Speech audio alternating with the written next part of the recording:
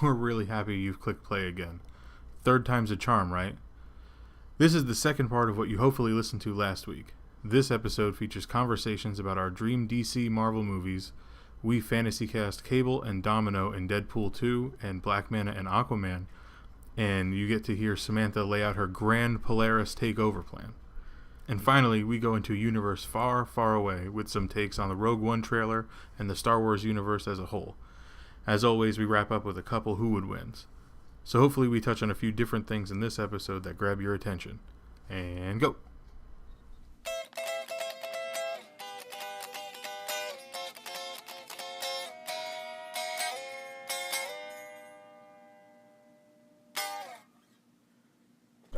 Alright, so I pressed play. Okay. So we got Black Manta is definitely the villain of Aquaman's movie. Some DC Marvel Stuff, and then we got Rogue One. and Rogue One. Do you want to lead with the smaller stuff? Well, I think Samantha wanted to start right. with something right off the Yeah. bat. Sam. So wait, first of all, I'm Robert. I'm Samantha. I'm Brian. And so go. So go ahead. Okay. What were you gonna? So, before the podcast, I asked you both what would be your idea DC movie be, because there was a lot of talk of, that's not my Harley Quinn, that's not my Joker, I'm not seeing that, that's not my universe. And I'd like to lead the podcast with that, and I have my own idea of a perfect movie. So if you want to start, because I originally asked you. Yeah, sure.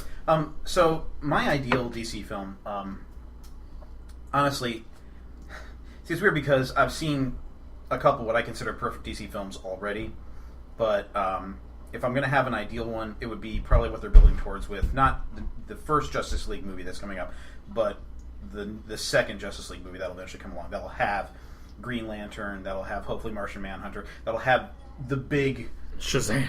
Yeah, Shazam. That'll have the big crew as the Justice League. That's my ideal DC film, to have Batman, Superman, Wonder Woman, Aquaman, Cyborg, Flash, Martian Manhunter, the Green Lanterns. I'm sure I'm leaving something out, but maybe Blue Beetle, have him in there. Why not? That would be my ideal movie. And so I think we'll get that. But what story would you want? Yeah. Because if it were to... Okay. Yeah. Yeah. So I would have that Dark Side. And I'm sure that's what it's probably going to be, but I would have... Because honestly, in the DC universe, I think Darkseid's the most intimidating villain That's awesome. that all of them can deal with. I don't know about what I think about Steppenwolf being in this first Justice League movie, but... Did anybody know who he was? Like, I don't remember ever seeing... I think I remember a Superman animated series episode that had Steppenwolf in it, but because as a cohort of or underling of Darkseid, but that's the role he's playing in this. I Right. just don't remember seeing him ever. Yeah. So I was like, oh shit, he's scary, but I don't know who the fuck that is. So that'd be mine. Awesome. So Robert. So there's two in my head, Okay. but maybe three. I don't know. So eventually, I think it'd be really sweet to see Kingdom Come as a film. Okay. Wow. Yeah. Because that's one of my favorite ever. It was one of the first ones I read because initially I was picking up graphic novels just based on the artist, and Alex Ross blew me the fuck away, which is obvious when you look at his shit. But Kingdom Come's phenomenal, and that would be hilarious. Or not hilarious, but I I get what you're saying. I would shit my pants if they decided to make Kingdom Come a real thing. Otherwise, Batman No Man's Land would be fun to see. A broken down Gotham, and then maybe even hint at an Arkham City kind of deal within it. Or Hush. Batman Hush. Okay. Which would be a fantastic first individual Batman movie for Ben Affleck to do. I literally thought you were going to say Batman versus Predator. I really thought that was coming. And but what's wrong with that? Nothing. Nothing. I would watch that tomorrow. Yeah. So those would be the, like, off the top of my head. I remember I said Shazam, but I know that's already a movie that they're doing. That's awesome. But and The Rock is going to be Black Adam, which is fantastic. But I haven't heard of this yet. But if you do The Rock as Black Adam, who do you get to be your Captain Marvel Billy Shazam? Batson, right. Because who is going to look physically imposing enough to stand face to face with him and actually be believable in a fight? I know they use magic and stuff, but they're both physically imposing characters. Probably that guy from Vikings. Or John Cena. And Bautista could do it. Well, he's already in Marvel, so he can't really cross streams. He can't cross streams. He was Johnny Storm, and now he's going to be in the Black Manta. Yeah, movie, but that's so. Marvel Fox. It's easier than crossing the full line. I'm sure there's contracts. Yeah. I'm sure they're like Probably. So for very Shazam, binding. I would probably say John Cena, and I know that's full. That's a loaded answer because they've already fought in WWE like 4 times. But physically, and John Cena kind of looks facially childish enough to be able to represent Captain Marvel on screen. I think that'd be interesting. Rick Roll. Yeah. Well, the John Cena thing is the Rick Roll thing now. Yeah. But that'd be just great if they were like, and our Shazam is John Cena. I could see Channing Tatum being Shazam. He's gonna be Gambit. Is that? Yes. Okay, so that's. It doesn't. I love Taylor Kitsch. Gambit doesn't have a script yet. Yeah. Which is why I got pushed Believe me, back. I've been trying to work my way and just Wait, trying to what do you mean, Sam? Oh, I'm so glad you asked. I really thought heavily into this, and I'm not a DC person. If I was a DC person, it would be about Madame Xanadu and so Justice League Dark. Yeah, but they're already doing that, and I don't have enough. Yeah, I don't have enough to go off on that, but so there'd be 2 that I can think of, and if we're talking about Avengers, I would have Malin. I really don't know how to say her name. It looks like Malin Buska, who's a Swedish actress. Okay. She was in the Girl King. She played Queen Christina, and oh my god. That was the most moving performance I've ever seen. I'm gonna pull her up. She's very just mysterious and dark looking, and she would be my Polaris. She really would. And that's what we were moving towards. Because Samantha is. Let me just get this off my chest. From before now. Let me just get this Polaris off my chest, and then we can continue with everything else that matters. You have the ears of the world, or at least 32 people. So where we leave with the Maximoff twins, Quicksilver is dead, or is he? We don't really know. Whatever. But for real, if you look at the wasn't there a second ending where he doesn't really die? He comes back, but that isn't. Was it a deleted thing? I don't know. I read way too many things. They might have filmed multiple things to try to throw. Dead air. to try to throw rumor sites off. Okay. As far as I know, Age of Ultron, Quicksilver was dead. Okay. But in Civil War, they filmed 3 different people dying. Yeah. And nobody did. Yeah. Right. So that was all just. It was that they filmed 3 different people picking up the mantle of Captain America. Yeah. So shield. It didn't even happen. So I think what better way, lose a brother, gain a sister, and but the cool thing about Polaris is she is kind of like the cheat code, where sometimes she can be overpowered, sometimes she isn't, depends on her fucking psyche. Are we allowed to curse? Yes. Okay. I said shit immediately. Okay.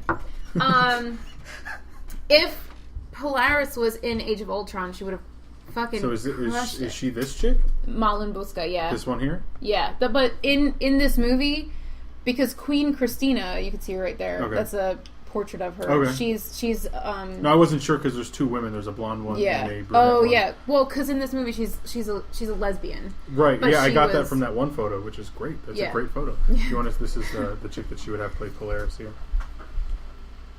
Yeah. Nice. And then that's her boob. Also nice. There's better pictures of her, in this. So that was the first thing that came. I was like, Queen Christina was raised as a man because she was supposed to. She's supposed to be the son. Yeah, right. She's supposed to be the king. Got it. So she was very masculine, and that was her thing. But And I love that fucking movie. So she can play tough. Yeah, and that's what I want to see. I want to see somebody a little bit more brooding than like your Disney fucking... Than Scarlett Johansson. Yeah. I love Scarlett Johansson, but... Oh, yeah. But she's not particularly brooding. Right. So you're seeing Polaris being brought into the MCU. Well, hold on. Okay. I have many ways. Oh, okay. I have many ways. So that's on the MCU side. And this is your ideal MCU movie, Right. Is what you're saying. Okay. Yeah. So, the next Avengers movie is the Infinity War Part 1. So I know Doctor Strange is coming into it, and Black Panther. Mm-hmm. Captain Marvel. Black Panther's arch nemesis is fucking Malice. Malice possesses Polaris for the majority of both of their careers. So, I mean, if you look up Malice, you're going to get a picture of Polaris. So, I think if Malice is actually already casted for Black Panther. She's in the movie. So, is that Lupita Nyong'o playing her? Mm-hmm. Yeah. But I think, because Malice, her real name is Nikita, I believe. I don't know. I don't delve that far. Okay. I should, but yeah. So I think in every fucking superhero movie, there's always some sort of fucking machinery.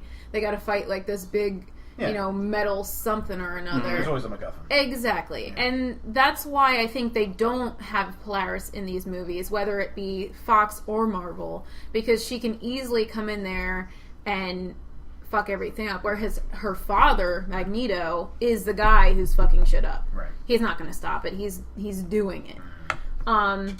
Now my ideal scene. I'm going to just break this down really quick because I wrote this all really as a joke, but I want to move on. But I also want to say this. I want to see like maybe 3 characters sitting at a table drinking coffee, 3 women. Shit's going on. There's destruction. It's kind of like a comedic moment. And for some fucking reason, just because she said it, and I hated it, Widow says to Bruce Banner, "Don't go green," which I hate. Yeah. I hate that. And you hear, "What's wrong with green?" Now, okay. Gotcha. Bear with me here. Gotcha. Yeah, I see what you're doing here. So, I don't get it. So, I mean, you see like 3 characters, maybe two with black hair, 1 with blonde, and maybe like the bad guy accidentally hits one of them. Well, bam, she gets fucking angry, rips off like her clothes, bam, She-Hulk. Okay. Right? Okay, now bear with me. Fucking terror. Raining down terror, right? And one of the other ones is sipping her coffee. She's finishing it, and she like gets up. She stands in front of the bad metal guy or whatever the fuck. And in the very last moment, like right before you think she's gonna get stomped out, she just like clutches her fist, and it just fucking pulverizes everything. And she's just like kind of fighting and breaking down like the enemy, but also like creating armor as she's doing it. So as she breaks him, she's taking pieces of him. Nice. Yeah. That's cool.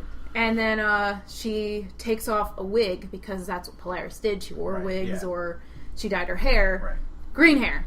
Bam. And then you got Polaris. And you threw a She-Hulk in there, so that's cool. And the last girl, somehow I'd like to see it be worked into Squirrel it. Girl.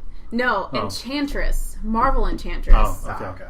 So, there's that. Point of order, real quick. Does Marvel Studios own the rights to She-Hulk, or is She-Hulk part of the Fox deal with Fantastic Four? Dude. Wasn't she more aligned with I don't fucking know at this point. Okay. There's like, I don't remember his name, but I remember hearing that there's like one guy that is the licensing guru for all of the. Right. So when either studio wants to produce a film, they go to him and go, "Do we have this, or do they have this?" Yeah. And he looks at the paperwork and goes, "You have this." So She-Hulk, I don't think is tied to the Hulk in any way, rights wise. Mm-hmm.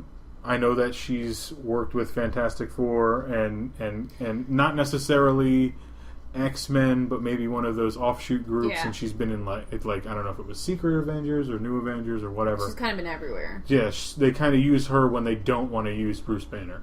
But she's in some universes. She's actually his cousin. Yeah, no, for sure. Yeah. But so it's just a matter of of who owns the rights to She-Hulk. Yeah. I'd love to see her on screen. It gives you the strong female character that everybody wants, but also she doesn't necessarily have to work to convince you that she's a strong female character. Yeah. And you can immediately have that character have flaws.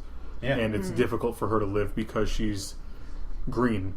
Exactly. Pretty much all the time. I don't think she's not a character that changes back and forth. She's usually just... She did, and then something happened where she was permanently stuck. Okay, because she's pretty much permanently stuck green, so that's a difficult concept immediately. And who is and obviously Polaris. Loki's girlfriend, Enchantress. Mm-hmm. Enchantress, I would imagine they could bring her in a Thor movie. I don't know I was why. surprised that they haven't done it already. Her and Valkyrie. I thought she was going to be involved in Ragnarok. We're getting Valkyrie in Ragnarok. Right, I know that. No, I meant Enchantress. Right, no, but so I don't know.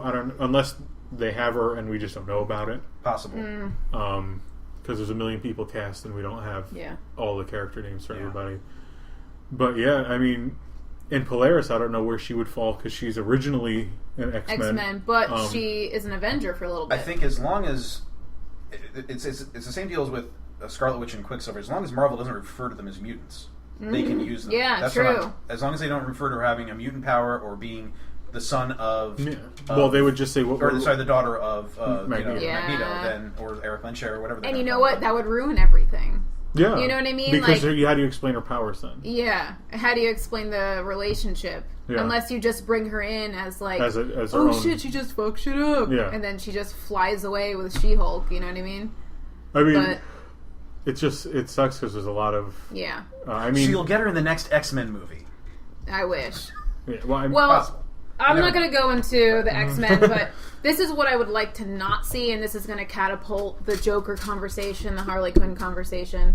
I can see them trying to modernize her by being like some sort of fucking like, I don't know, stripper, or like, and she has like blonde hair. Well, if it's MCU, she's not going to be a stripper. If it's in the Marvel that's true.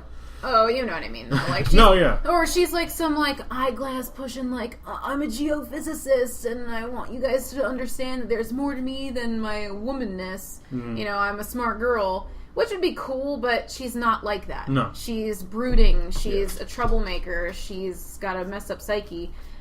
She's literally had a relationship with everybody. She has had a relationship with everybody. I was reading up about her a little bit and I was like, wow. This would just be easier if it was a book of people she didn't. Yeah. Which would be interesting. Yeah. I think. I would like to just not see, you know... But then they would use her as a plot device to get the guys to fight each other. Exactly. Yeah, so... you know... So either way, you're not really getting what you want out of that. I just don't want to see a Disney... I keep going back to that, because I can just see, like, Vanessa Hudgens, playing... No. You know, I'm just so sick of it. I'm sick of... That'd be gross. I don't think that's going to happen. I mean, yeah, but... Marvel Studios have done a really good job of casting, and that goes back to what we were talking about in the previous podcast about Brie Larson as Captain Marvel. I think that was a good pick. For sure. I really do think that... What?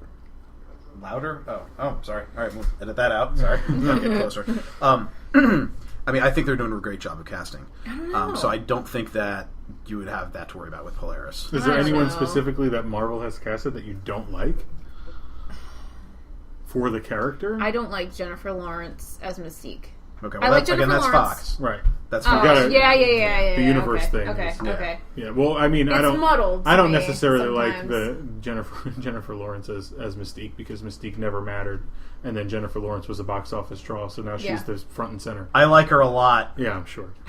I guess that's... I mean, I would like to see, like, in a weird movie where, like, maybe she is a stripper, but she comes out in Scarlet Witch's costume and she goes by Magnatrix, which is her original name. Because that would be, like, a not... Like, if they don't want to put her in the movie... Right. Like, they're at a club and they go, I'm Magnatrix! And, you know, some weird, like, dancing chick. in Scarlet Witch's costume, and you're like, that's a nod. Right. That's a nod to the character in a messed up way, but an awesome way, you know? This is also a love note to being a fan of obscure characters. Yes. Which I will end on that, because we're... And I actually 15, think... I think we should talk... Since we're talking about casting... we should just transition to talk about the casting news real quick. So, there's rumors that that for Deadpool 2, Fox wants Kyle Chandler and Mackenzie Davis for the roles of Cable and Domino, respectively. And I'm going to go ahead and say I don't know Mackenzie Davis. I saw some fan art that someone did of her as Domino. It looks like that could be a good physical fit. I don't know how she can handle the role. But Kyle Chandler, to me, he's a completely capable actor. I just don't know about him as Cable. No. You're going to say who you think. You know, when I first heard Stephen Lang, who wanted the role, Stephen Lang, who was awesome in Avatar. Yeah, he was. He was awesome as Angry Military Man 1. But he's also had a plethora of roles. He's been very good. He's always a really good bad guy. Yeah, he's always a good bad guy. He's just always he's a good actor, period. So he could be a great anti-hero as Cable. And he can be completely huge. Yeah, he can bulk up. Bulked up. So you were going to say... And as somebody who enjoyed Sons of Anarchy, I can definitely see Ron Perlman as Cable, and I think that's what they were going for. That'd be amazing, and especially because that would be a good move too. Perlman has a really, really subtle humor about him with a lot of stuff. So to have Ryan Reynolds be bouncing off the walls crazy, and then Cable like almost in a Batman way give a sly response jab to kind of cut him down, but also like make it a joke at the expense of him. Right. I think Ron Perlman would be really great for that. Perlman has the genre experience too, being Hellboy and also being in Pacific Rim. That he can do those kinds of roles. Definitely. Yeah, so I could definitely see him. He's totally. I feel like he's totally like a nerd, or at least likes making money off of them. I think he relates to nerds. Things I've seen him say in public and in posts and so forth. If not a nerd himself, he definitely connects with nerddom. So definitely. So is there anybody? Not in particular. I like the way that Mackenzie Davis looks. I think that she has like that, that assassin killer, like that's because that's what Domino is for sure. She has that look about her. So it's like, not going to be Keira Knightley though. She was in a movie called Domino. Good. But they also said at the end of Deadpool 2 that Keira Knightley would be playing Cable. So I mean, there you go. Keira Knightley is as Domino. Confirmed. I think I'll give it a chance. I mean, the thing, I don't know. You've seen Deadpool, right? Yeah. Loved it. Here's my thing. I did not like Deadpool as much as I do now. Yeah. The character. The character, yeah. I see that. I definitely will give this a chance. For sure. I don't have any issues about it. The casting. Okay. So. And then we're gonna cast. So it was also announced that Black Manta is the villain for Aquaman. So fucking James excited. Wan's Aquaman. So fucking excited. Yeah, that's gonna be interesting. So I fully admit that I'm not as up on the character of Black Manta as I thought. I've only ever seen him with the helmet on. So underneath the helmet, he is a black guy. So, and that makes sense now. Yeah, I thought it was just Black Manta because the costume's black. Well, that is. I mean, just his being African American, or I don't know if he'd be African Atlantean, or however you'd word that. Right. I don't know how that actually works out, but as far as I know, at every iteration I've seen of him, he's been a black man. So the rumor that I read months ago that Carl Urban would be Black Manta doesn't make any sense then. And hopefully is not true, because that would be... Not that I mean, Carl Urban's an awesome actor. Amazing actor, yeah. I put him in any other role in DC. But not as Black Manta. Right. Yeah. So the two... He's in the movie. It's confirmed. He's cast in the movie. He's in the movie. We don't know what What he's if he's playing. Ocean Master? Which would be fucking amazing. What if he's King Triton? Oh wait, that's something else. Isn't that Little Mermaid? Yeah. Anyway, no, if he could be a great Ocean Master, because Ocean Master kind of commands respect, and that's sort of his issue with Aquaman from the beginning. So the two I heard about, and I acted like they were my own thing until I saw several different articles naming both of these dudes immediately, and I was like, oh, all right, so I'm not that far off. Was Michael K. Williams from The Wire for Black Manta? Yep. Or that's Summer Little, right? From The Wire. Yeah, like the main guy in The Wire, or Michael Jai White that was Spawn, which would be. I'd like to see him come back. Yeah, I'd like to see him do anything. Yeah. in Angela genre work. is part of Guardians of the Galaxy, which I didn't know. Yes. So there's two superheroes of mine that are not in the fucking. Well, I feel like we're jumping around. Yeah. But sorry. No, it's okay. Because we said Spawn, you thought of Angela, so that's fine. Because that's where she originated, but she wasn't created by Todd McFarlane, and he had to give the right. He was sued for the rights for the character, lost in court for the rights of Angela, and they were given back to the creator of her, which I believe was I don't remember exactly who it was. I don't know if I keep thinking in my head Neil Gaiman, but I don't know if that's true. Would you like me to look it up? And he immediately sold them to Marvel. Won them from Todd McFarlane, immediately sold them to Marvel. Didn't even wait.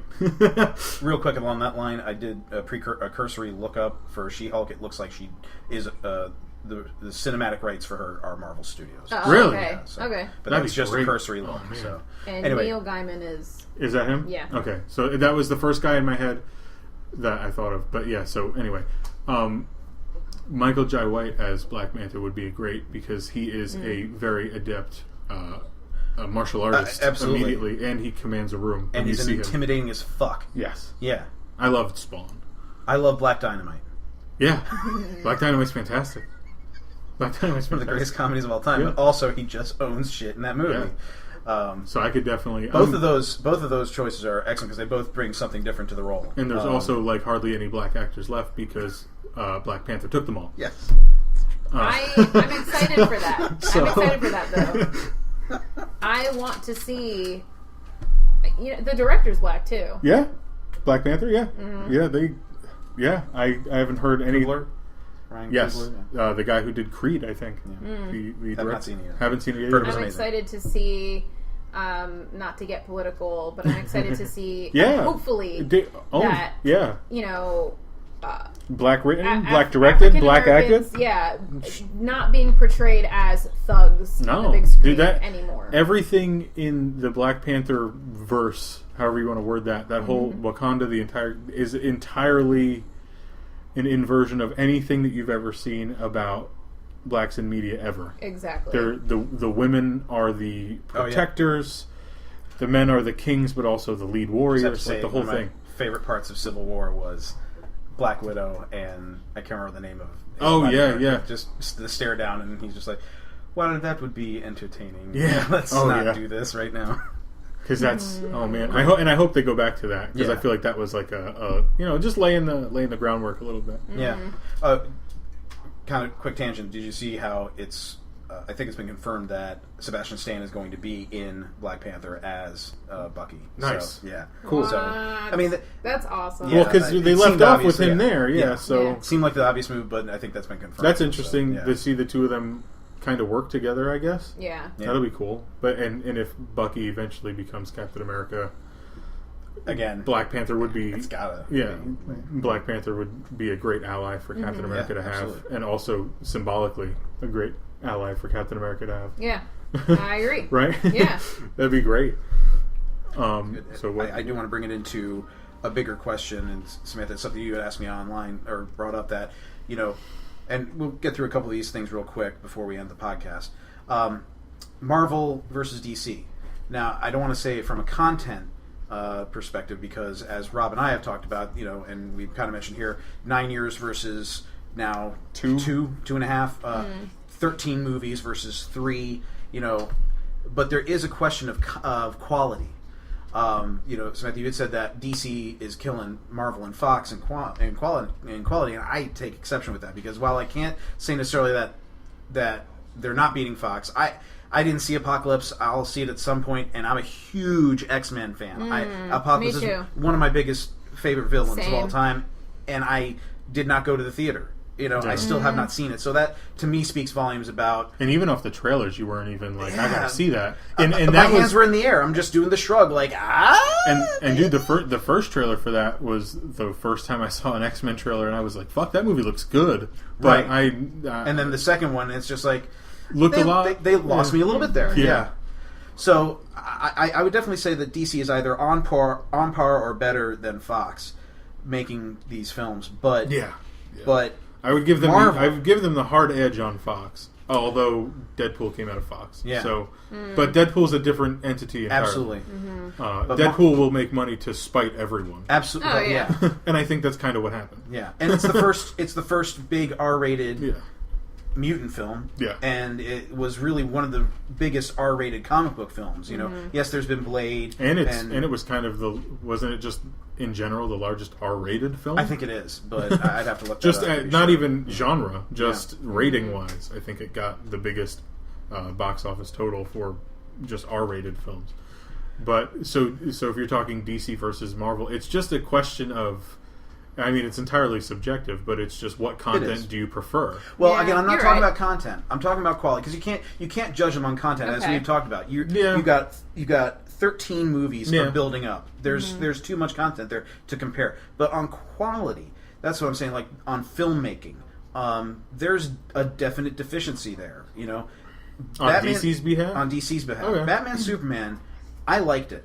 And I have yet to see the adult version. Pretty much the adult version. Ultimate Edition, and I've heard that's so much better, and I look forward to seeing it. But the theatrical release is a bit of a mess. Yeah, I mean, so the theatrical release of it has, I think a lot of people would agree, pacing issues. Absolutely, editing issues. Which are also pacing issues. But in the Ultimate Edition of it, it is just a slow burn until you reach the head of Batman fighting Superman, and that's great. Yeah, but there's no so watching the Ultimate Edition is it's like a slow tick up a huge roller coaster, and then once you reach the top is when Batman goes, "I'm right here," right, and then you go, because then you get the Batman versus Superman fight, the Doomsday fight, Wonder Woman, the Trinity versus Doomsday. Once you hit a certain point, it's just whoosh, falling action, and that's fine. But that's not the version that was. Put no, out to the public. I 100% agree that the theatrical cut is the lesser cut. It is an incomplete film, right?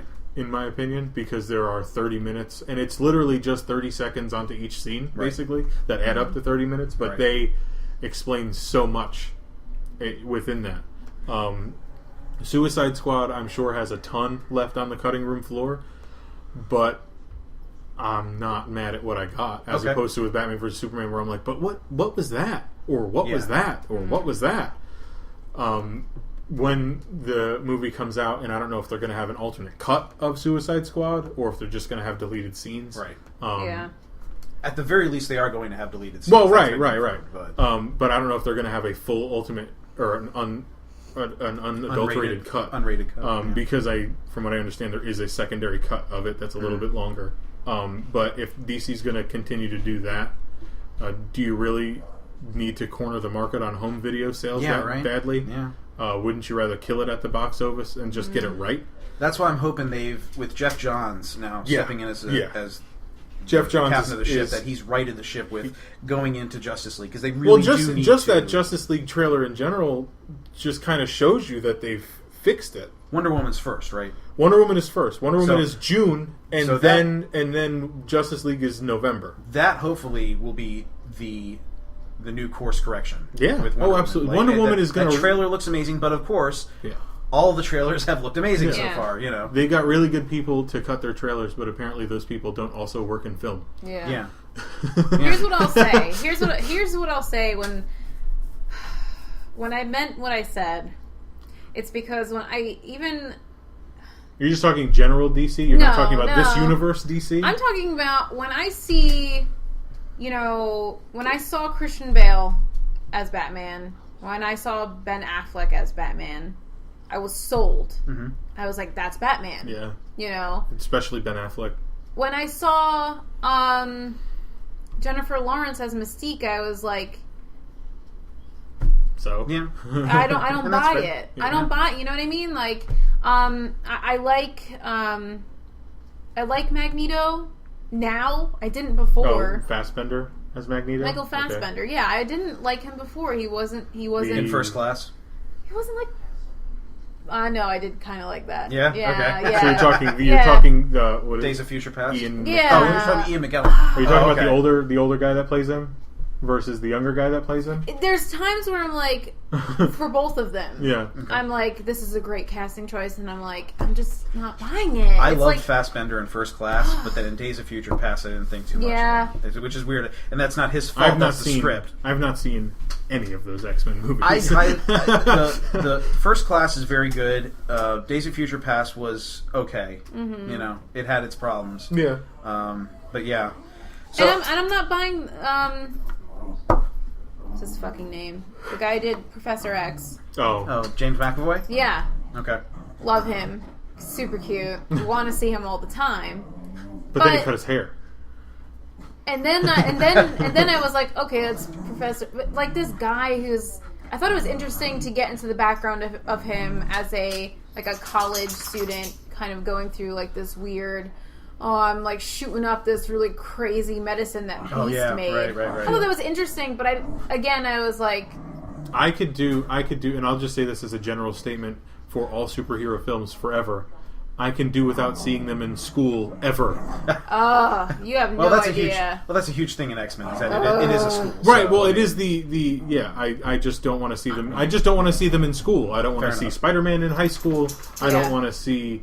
I don't want to see Bruce Wayne in college. I don't want to see Clark Kent going to journalism class. I don't want to see Mystique doing algebra. Like, I don't care about them in school. Like, at all. Just fucking fight crime. Right. That's all I care about. Just stop other mutants killing humankind, please. That's it. Which is interesting because my favorite Batman movie of all time is Mask of the Phantasm. Okay. Where Batman is actually in college. Yeah. And I thought that was interesting because it was a side of him we had never seen before, and it wasn't like it was alluded to. It wasn't like he was sitting like in class, like Mr. Wayne. Yeah, I know your parents are dead, but make sure you get your assignment done because fucking kill me, Spider-Man. It's almost as if you're gonna become the Batman at some point. Jesus Vietnam Christ. flashback, and then No, so before, go ahead. Sorry. So before we wrap this up, I just want to bring up one more thing because I'm a huge Star Wars fan. We just had the Rogue One trailer come out, the second trailer, and I know Rob, you thought it was amazing. Samantha, I'd love to get your thoughts on it. I thought it was. I was floored, honestly. So I have one problem with it. Okay. I watched it at 5 o'clock in the morning. Oh, okay. So I don't largely remember a lot what I saw. All right. But from what it almost looked like a sizzle reel of just really cool shit happening. It honestly, and it gave you a lot of. I feel like there was a lot of story in it. There was some story in it. Yeah. It was mostly, for me, it came off as a visual feast. It was a sizzle reel. It was showing you these things that I don't know, like the Star Destroyers within the atmosphere of a planet, sitting above a city. Yeah. Just impending doom. The rocket launcher being used against an AT-AT. Yeah, that was an awesome clip. The TIE fighter coming up at the end when she's running to the end. Jyn Erso's going to the walkway. Like a lot of great visuals. They didn't give too much story. It also very little dialogue. It also looked a lot like a Star Wars movie. Yeah, that's the thing. And so and that's why I find myself, just from this trailer, I'm more excited for this than I was for Force Awakens, which is saying something because despite my best efforts to reel my hype in for Force Awakens, I bought in totally into the hype. The Force Awakens trailer, I think, made me cry like every time I watched it. Right. Yeah. And that's fair. Chewie, we're home will forever be a line that I just bawl to. and then the next trailer after that, where they use the Han and Leia theme. Yeah. It was just like, that's really emotional theme for me. Yeah, but then this new trailer, and I don't know if there'll be another one before it comes out. There was a lot of Forrest Whitaker in it as well, right? Yeah, and it's fine by me. Yeah, and he's apparently playing a character that's from the Rebels TV show, which is interesting because I've never watched that. Yes, he's already in the canon. as it were. With one N, not two. Yeah, right. Well, three. Canon. Technically true, yes. What did you think about it? I think this, from judging by the trailer that I saw early, I think we saw it at the same time. Mm-hmm. We were in the chat room. Yeah. I think this is going to be, I'm hoping it's going to be my favorite Star Wars movie. My favorite Star Wars movie to date is the fucking first movie, you know, Star A Wars. New Hope. A New Hope, yeah. And it's just because it was just like fun to me, Yeah. you know. Oh, absolutely. What's really interesting here is that at this table, each of us have a different favorite movie, and it's all from the original trilogy, and none of us have the same one. Wow. You like A New Hope. I like Empire Strikes Back. He likes Return of the Jedi. Interesting. Love me some speeder bikes. Yeah. But I will say, I'm a bad guy. I love the villains in Star Wars. I love. Well, we're gonna have Vader in this one, so Yeah. I'm really hoping he owns some shit. That I was just great. love villains in I general. really hope that they but don't use him too much. sparingly. No, I want him to be. Oh, really? Yeah. So the thing is that we've seen, like, that's why I kind of like Empire Strikes Back so much, is that he is at his Vaderist Yes. in Empire Strikes Back. Yes. Whereas in Return of the Jedi, he kind of he Gets starts redeemed. off kind of hard and then goes redeemed. Yeah. And in A New Hope, he's kind of at the mercy of everybody else around him, because he's got like that whole board of people he has to talk to all the time, and they don't really agree with his shamanism or whatever the fuck. Right? Doesn't the guy say something like that? He's like Your sorcerer's ways. sorcerer, yes. yeah, shaman, whatever. Oh yeah. Close. They don't like any of that Yeah. stuff, so he's kind of at their mercy, and then the Death Star fucking blows up. Yeah. So he's like, nice. Like, I could run this shit by myself. Score. I only have one guy to answer to now. Yeah. Who, I don't know.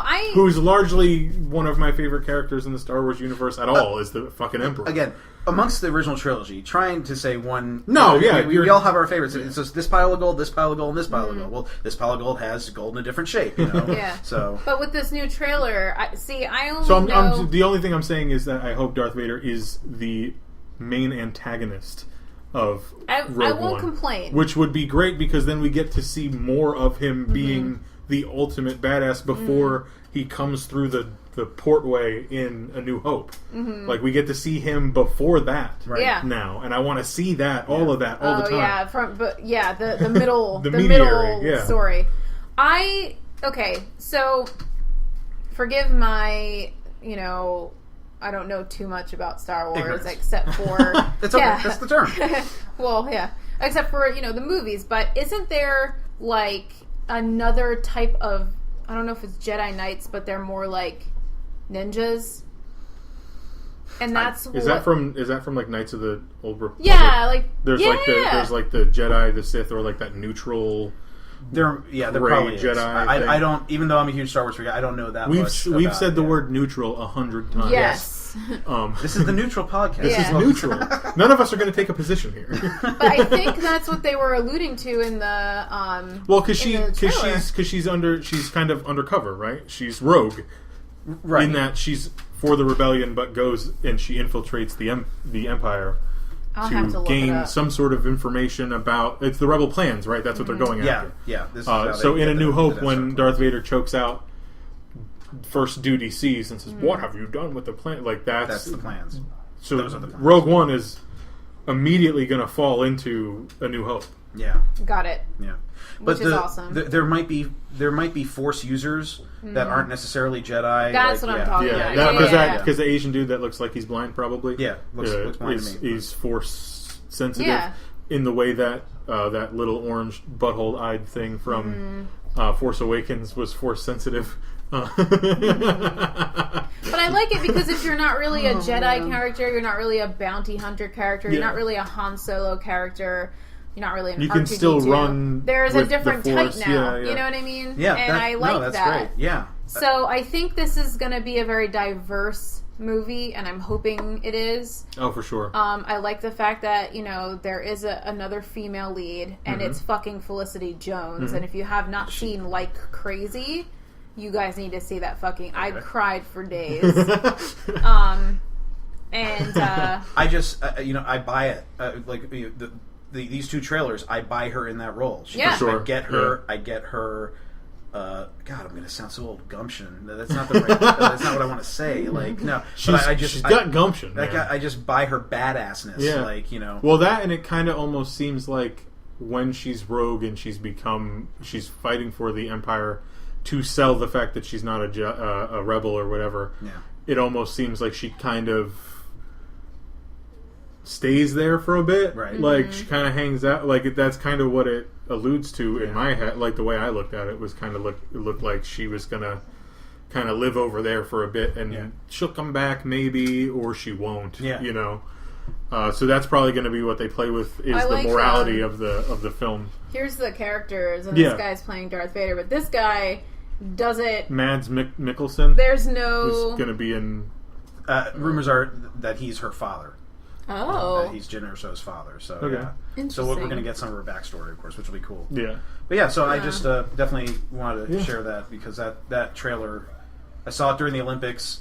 Mm-hmm. Thankfully, I was on the TV that had the DVR, so I immediately rewound it and watched it 2 more times, and then went up to my room, and it was already on YouTube, and watched it a bunch more times. Yeah. So It was Thursday night, and I was in bed already because Friday morning was an awful morning for me. Of course. I think after this podcast, we should definitely take a look at it again together. So every time, this was kind of Andrew's idea, Yep, every time we end the podcast, we do a who would win in a fight. Ooh. So you put forth a character. Spider-Man. And then you put Polaris, forth duh. maybe one we haven't talked about at No, length Polaris. already. No, think of somebody else. No! Even look at the vast... Okay, the Phantasm. So Phantasm from Batman Mask of the Phantasm versus Spider-Man. Yeah, that's an easy fight. Spider-Man wins that. Yeah. I don't know about that. Well, yes, because Phantasm was kind of psychological to Batman. But she did jujitsu. Right, but... Spider Sense. Yeah. Spider Sense is going to overcome so Polaris. that. No, for real, come on. Well, we're going to do... I want to keep it the different comics. So, so Polaris against Batman. Oh, God. Oh. Just by nature, Batman wins, right? Batman always wins. Polaris. Yeah. You know what happens? Batman researches her fucking family, and he leverages, her father against her, and gets into her psyche, and she. Yeah. Batman. But she's she can just use the power of magnetism to crush him with shit. She's flawed in a way that he could, because Batman, while fighting the Joker, who's a master manipulator, and Harley Quinn, who's a master manipulator, is also a master manipulator. Oh, absolutely. That's the thing. Batman is also a sociopath or a psychopath. So because Polaris is a mutant, he could probably play more to her human side and then take her down with force if necessary. I'm actually just going to say that Polaris wins this one. Polaris is, no offense, a broken character, much like Scarlet Witch, that they can do things, world-changing things almost, and I think she just crushes him with steel beams, or gets a cube of steel and just continually shrinks it in on him. I was going to say, what if he wears the armored suit, but he can't then? Yeah. She'll just unless he makes it out of something that's not. If he 3D prints it with polyurethane. Yeah, he could polyurethane. Okay. I'll do one from. We could do a couple, because I'm probably going to cut this in half. Okay. And do one and then the other. Okay. Just because we're at 2 hours basically. Oh God. So we could do a couple of them. So I'll throw out a Green Lantern versus Carnage. Okay. Sorry, I'm in a Spider-Man movie. No, yeah, that's fine. Yeah. Green Lantern versus Carnage. I don't think anybody's ever even thought of those two in the same. Yeah. What? Yeah, that's fantastic. Green Lantern versus Carnage. Well, it kind of works because the symbiote is alien and right. But I think Green Lantern is also kind of broken. He's got so many things to be able to use. And it doesn't even necessarily matter which version of Green Lantern. Yeah. I don't know. I'm gonna go with Carnage. Yeah. Yeah. Because Carnage finds a way. Yeah. He very well could. And life finds a way. He could. Green Lantern can. anything he can will, it can be. Mm-hmm. So it's just a hard thing. Like, does Hal Jordan have the will to outlast Carnage, who would probably attack him first emotionally to try to break that will? So that would be a really interesting fight. So that was the end of our epic 2-hour conversation. Have you thought of a better actor to play Cable or Black Manta? Wondering, who's Polaris? Disagree with who we think would win in a fight between Batman versus Polaris or Green Lantern versus Carnage? Let us know on Facebook at facebook.com/popcultureshock.hc, on Twitter at PCS Headcannon. Individually, you can follow Samantha across all social media at SamZig, 1M1G. Me on Twitter at Yesball, double Z's, double L's. And Brian can be followed anywhere if you're quiet enough. So that was episode 1, part 2. We want to hear from you. Hit us up.